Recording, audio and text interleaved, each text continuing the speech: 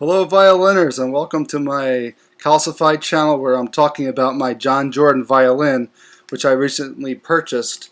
And as I talked in my last YouTube video, I was going to play Suzuki lessons to get better, so that a beautiful instrument actually had some beautiful sound that came from me.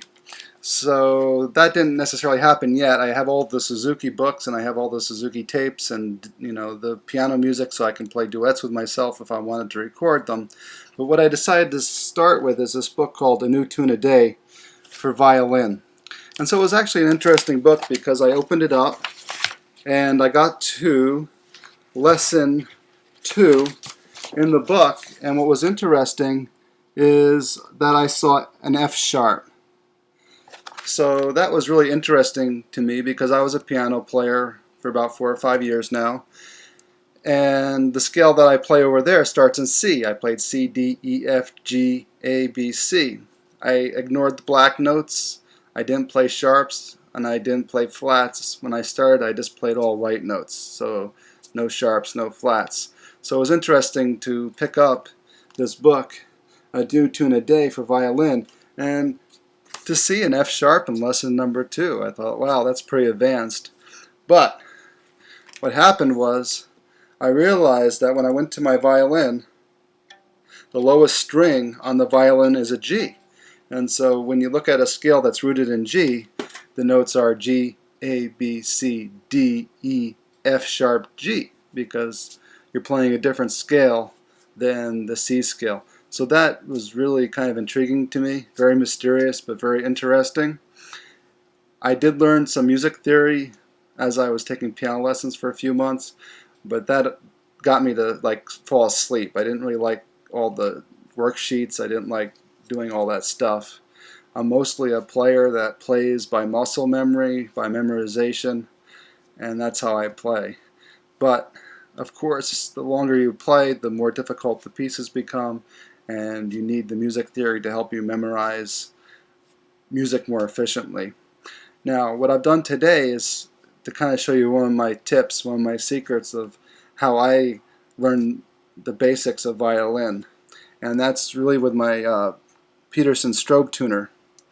So what happens here, you'll notice what I'm going to do is play this string of G.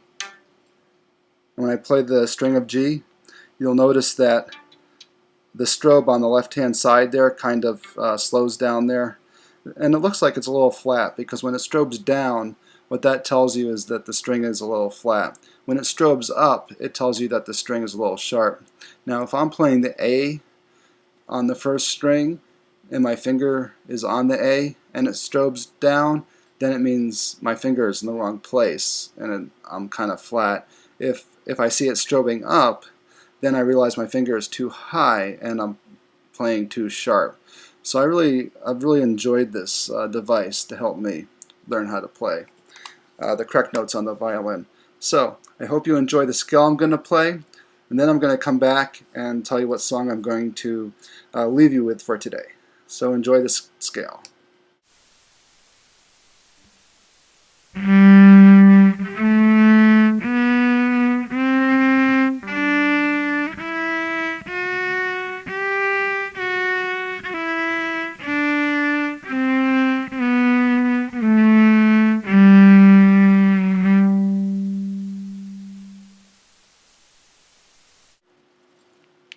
Okay, so welcome back. I hope you enjoyed listening to the scale and seeing how you can actually use a Peterson strobe tuner to help you play notes correctly, because when you first start out, you can be sharp or flat very easily, and your ear isn't going to really know because you don't really necessarily have that kind of memory to know whether a note is sharp or it's flat.